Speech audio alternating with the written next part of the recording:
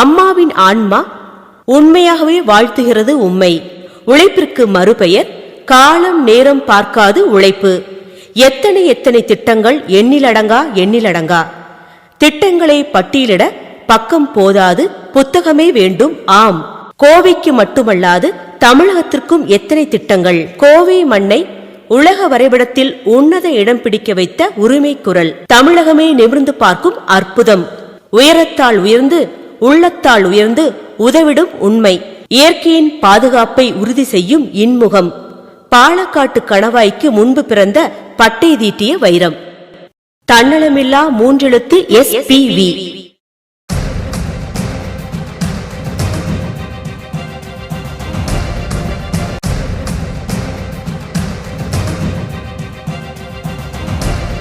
மக்களால் அம்மா,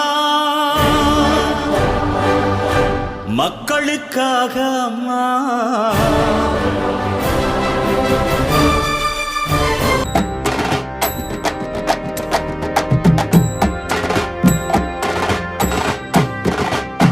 நம்ம கோவை ஸ்மார்ட் தானுங்க, நாம எல்லாருமே கத்து தானுங்க.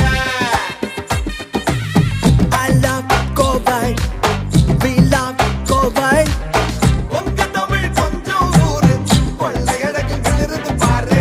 உழைப்பு வரை மதிக்கும் ஊரு, தொழில் வளர்ச்சியில் ஜொலிக்குது பாரு. நம்ம கோவை ஸ்மார்ட் தானுங்க, நாம எல்லாருமே கத்து தானுங்க.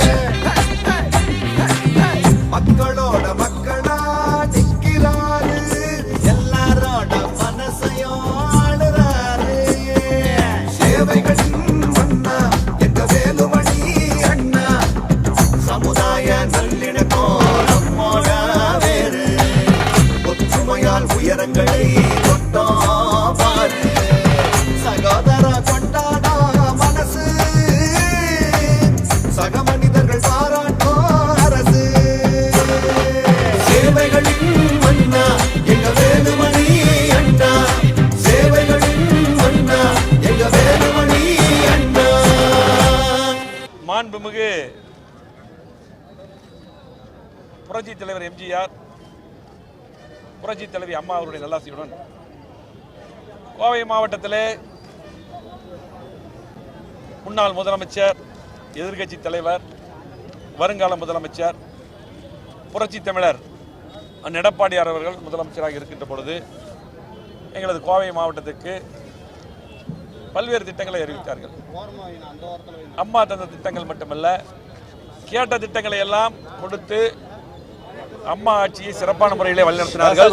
பின்னாடி அந்த அடிப்படையிலே கோவை மாவட்டத்துக்கு 50 ஆண்டு இல்லாத வளர்ச்சியை அண்ணன் எடப்பாடியார் அவர்கள் தந்தார்கள். அந்த வழியிலே கோவை மாவட்ட மக்களின் 25 ஆண்டுகால கனவு திட்டம் ஆத்துப்பாலம் உக்கடம், போக்குவரத்து நெரிசலை குறைக்க, மேம்பாலம் அமைக்க 2014-12-2011 அன்று நடைபெற்ற மாவட்ட ஆட்சியர் மாநாட்டிலே மாண்புமிகு அம்மா அவர்களால் அறிவிக்கப்பட்டு, அப்பொழுது நெடுஞ்சாலைத்துறை அமைச்சராகவும்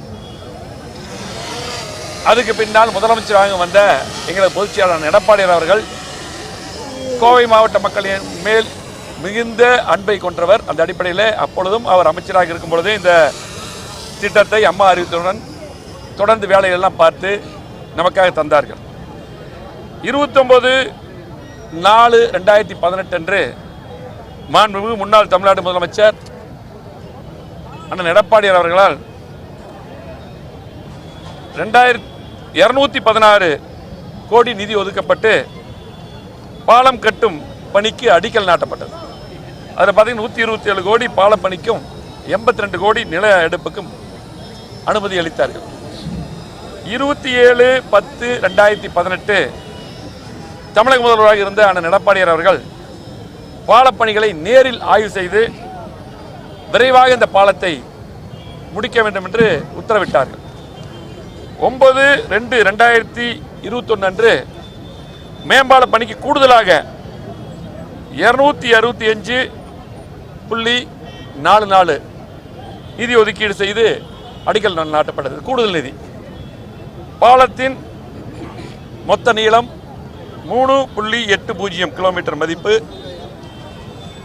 481.44 கோடி மதிப்பீட்டிலே இந்த திட்டத்தை நமக்கு அளித்த முன்னாள் முதலமைச்சர், வருங்கால முதலமைச்சர், புரட்சி தமிழர் அண்ணன் எடப்பாடியார் அவர்களுக்கு கோவை மாவட்ட மக்களின் சார்பாக மனமார்ந்த அன்பு கலந்த நன்றியை அவருக்கு தெரிவித்துக் கொள்கிறோம். அதே போல இந்த பாலம் பார்த்தீங்கன்னா உக்கடம் வாலாங்குளம் புறவழி சாலை, இருவழி ஏறுதளம், கரும்புக்கடையிலிருந்து ஆத்துப்பாலம் சந்திப்பு வரை 4 வழி பாதை, ஆத்துப்பாலம் பகுதியில் பொள்ளாச்சி மற்றும் பாலக்காடு சாலை ஏறு மற்றும் இறங்குதளம். அதே போல இத்திட்டத்தில் உக்கடம் பேருந்து நிலையம் அருகே ஏறுதளம் அமைக்கப்பட்டுள்ளது. இதில் ஏறும் வாகன ஓட்டிகள் உக்கடம் ஆத்துப்பாலம் பழைய சுங்கச்சாவடி கடந்து பாலக்காடு செல்லும் வழித்தடத்திலோ பொள்ளாச்சி செல்லும் வழித்தடத்திலோ இறங்கலாம். பொள்ளாச்சி சாலை பாலக்காடு சாலை இருந்து வரும் வாகன ஓட்டிகள் அப்பகுதியில் அமைக்கப்பட்டுள்ள ஏறுதளங்கள் வழியாக ஏறி ஆத்துப்பாலம் பழைய சுங்கச்சாவடி கரும்புக்கடை உக்கடத்தை கடந்து உக்கடம் செல்வோரம் பைபாஸ் சாலையில் அமைக்கப்பட்டுள்ள வளைவு இறங்குதளம் வழியாக கீழே இறங்கலாம். திருச்சி அவனாசி சாலை செல்வதற்கு உக்கடம் சுங்கம் சாலையில் இறங்குதளம் ஏறுதளம் அமைக்கப்பட்டிருக்கிறது. இந்த திட்டத்தை நேற்றைய தினம் மாண்புமிகு தமிழ்நாடு முதலமைச்சர் அவர்கள் இன்றைக்கு கோவைக்கு சென்று வந்து திறந்து வைத்தார்கள். இந்த திட்டத்தில் முழுமையாக இந்த நம்ம சுங்கம் செல்லக்கூடிய அந்த பாதையில் இன்னும் வேலை